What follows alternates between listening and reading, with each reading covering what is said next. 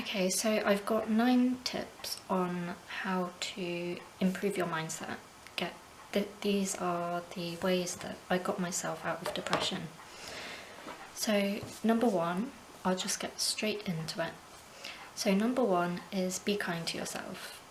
This is probably one of the hardest things to do when you're in this situation because of the negative thought patterns that are running around your head.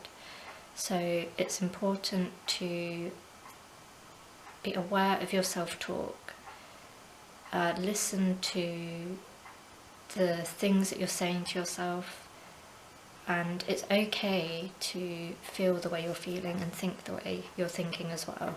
So just be kind to yourself. Also, what helped me was to write down my thoughts and feelings. So I would journal. I would write in a journal exactly how I was thinking, exactly how I was feeling, knowing that it was just for me. And now when I look back at that, I kind of have a different perspective on it because I'm out of the depression. But it's like I'm looking at myself as the inner child that was hurting, and it's quite nice to see how I just wanted love and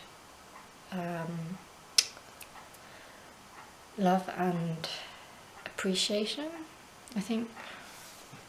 So yeah, the first tip is to just be kind to yourself, accept where you are, and know that it's okay to feel the way that you're feeling.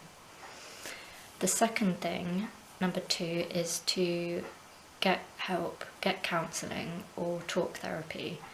This is really important. You can get it for free, because if you just type into Google counselling in whatever area you're in, free, the NHS provides free counselling. There might be a waiting list, I'm not sure, but when I was in the depression, I just Googled free counselling, and it came up with, it was NHS. It was called Steps to Wellbeing, which they still do. I did check it. It's only in, my local one covers Dorset and Southampton. I'm sure in all the other areas around the UK they have specific programmes, and also in other countries as well. But you don't have to pay for counselling. There's plenty of free counselling, and obviously I think they acknowledge that when you're in that situation, it's either because you're not working or you can't work because of the mental health problems that you have. So that is really important, especially if you're in deep depression. If you read my blog, you'll see a bit more of my story. That is also, if you Google, actually, once I got some free counselling because I looked on Gumtree, and there are people who are doing counselling courses, they are training to be counsellors, but what they do is they offer 5 to 6 weeks of free counselling for you to be a case study for them. So that's another option as well. Obviously they're not as qualified as if you were to go through the NHS, but it's something. Tip number 3 is to analyse your consumables, because when I was in the depression, I noticed that the type of music I was listening to was feeding the way I was feeling. I was using music to relate to how I was feeling, so it was all really depressive lyrics. It was kind of comforting in a way, so it was music that just kept me feeling that way, because I was feeling like, oh, the people who are singing this song can relate to me, they understand me, but it would keep me there. So, and this goes for TV programmes as well, so the music you're listening to, the programmes you're watching.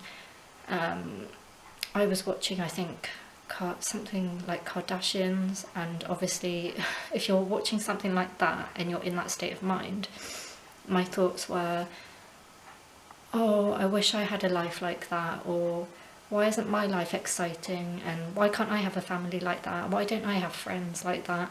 So it's all comparing, and then it's negative. It's not good to watch things like that where you compare yourself and you're seeing other people live lives that you wish you could, but you're not in the situation to get yourself in that position, if that makes sense. So what I did was I actually deleted all of my music, and I started only uploading music that had positive lyrics that was going to make me feel good. Same goes for programs. I would only allow myself to watch like nature documentaries or positive personal development videos, empowering things that made me feel good. So number 3 is analyse your consumables.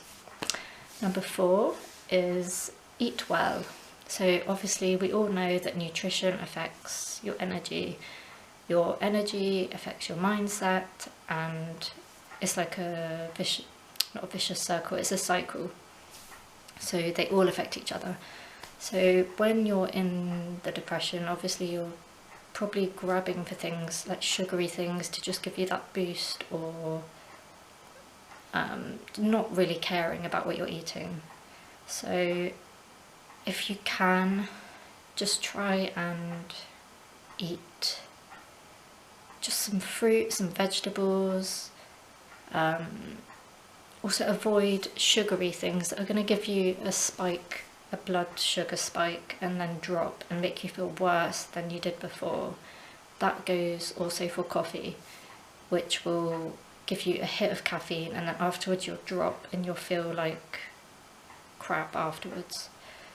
Things like that are going to spike your blood sugar or make you feel really high and then drop, that leave you feeling worse afterwards, like crashing. You want to avoid those things and only have the things that are quite healthy, such as fruit, vegetables, whole foods. Yeah, I'll put the link of my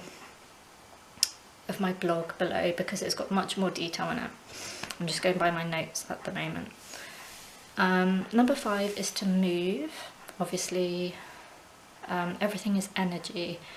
So when you're sat around for a long period of time, you're not moving about, your energy is going to be stagnant and you're going to feel low and like, oh, I can't be bothered. This goes for even if you're not in depression, you'll feel like this. So moving about, even if you walk from one side of the house to the other every 30 minutes, like set yourself a challenge. You've got nothing else to do, you're feeling crap. Or even go up and down the stairs every 30 minutes or every hour or something. And that's, at least you're moving. You're getting the energy moving a little bit. What is next? Yeah, so number 6 is get outside. I know that when I had depression, I felt like I just wanted to be in my shell. I didn't want to get outside, I didn't want to see anyone, so I would keep myself to myself. But even if you have a garden, or like just go and sit in the garden for like 10 minutes. If it's cold, wrap up warm and just listen to like the birds, if there are any, or traffic, whatever is outside. It will get you out of your head and into the things that are actually happening around you. If you can, like even go for a walk around your block, just get outside and be around nature.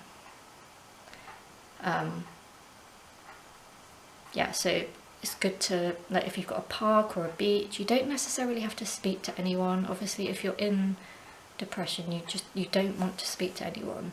So getting out and being around strangers is probably the best way, because you know you don't have to speak to them, you can just sort of look at them. You might say hello or something, but you don't have to talk to them about how you're feeling. You don't have people saying, oh, how are you? I guess, unless you bump into someone you know. But yeah, getting out, like watching the birds, listening to the ocean, or even just going to sit on a park bench and people watch. Just make sure you don't get those thoughts of comparing your life to theirs. Be aware of that. Number 7 is get a sleep routine. Obviously, this is difficult because your mind is probably on overdrive and you're thinking too much. So a thing that helped me was to set a time to be in bed for. So I'd make sure I'd brush my teeth, I was in my pyjamas before the time I was supposed to get into bed. And then I would get into bed at that time and I would read a fictional book or a novel. So it's a kind of a form of escapism. Otherwise, if you don't want to do that, you can listen to a meditation or what else was there? Or calming music. Or yeah, meditation, calming music. You can get like the binaural beats, I think, and that changes the brain waves. So yeah, you could try that. Number 8 is focus on goal setting. I know this is very contradictory to the way you'll be feeling if you're in depression, because you'll feel helpless when you're in that state. But once you start getting the counselling and the talk therapy, it will make you feel more motivated, I guess, because also with the counselling, I think the usual technique they use is CBT, cognitive behavioural therapy, which really helped me. I have to say it's really good.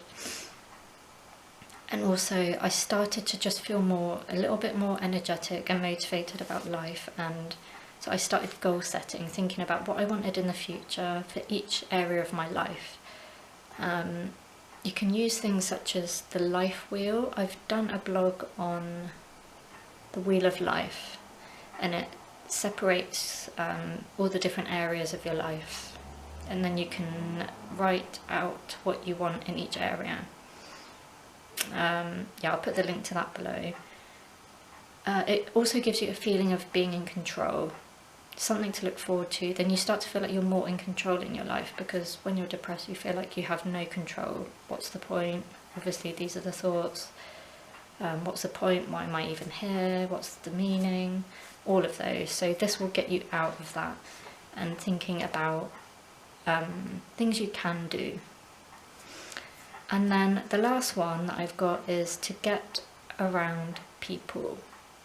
I know this is probably the hardest of them all, because when you feel depressed you just want to hibernate, you want to be on your own, you don't want to be around people, you don't want people asking how you feel because you don't want to burden them, and you don't want, for me personally, I felt like when I was around people I would have to fake my energy levels and try and raise them, because otherwise they would know there's something wrong. So I had to, it was just like I didn't have any energy as it was. I was so low and depressed. I just ended up keeping myself to myself. So the thing you can start doing is just getting outside, being even around strangers. Like I said before, go for a walk somewhere locally where you don't actually have to interact with people, where you can just be near people but not have to, so then you don't feel like you're alone. You don't have to communicate, but you can just be in the presence of other people. So yeah, those are the things that really helped me, and they've kept me out of the depression ever since. I think I've nearly gone back to it 3 or 4 times, but I've always kept myself out by just remembering the pain of being in that situation, and me never wanting to go back to that, and then knowing that I've got tools and techniques to help me stay out of it. So yeah, the goal setting is quite an important thing, because then it feels like you've got to focus. And just overall be kind to yourself and give yourself love and respect, which is, I know, difficult, but it's really important to just talk to yourself as if you're a kind, loving parent, because what it is your inner child just wanting love and affection. You've ignored your inner child for too long. That's how I think of it anyway. Okay, so that's it. I'm really hoping that this is going to help someone. I know that it helped me, so I'm sure it will help someone else. I will be doing videos, I'm going to try and do them twice a week. My goal, I've actually set a goal for myself for 1 year, 2 videos every week, and just see. If I start helping people, then that's great. My main purpose of this channel is to try and help people from a really low place to get out of things like depression, or just people to improve their lives and help them feel good and progress, because I think the main meaning in life is to, like, we're here on earth to progress and evolve. So if I can help people do that, that's great. Okay, that's it for this video, and I will make another one soon.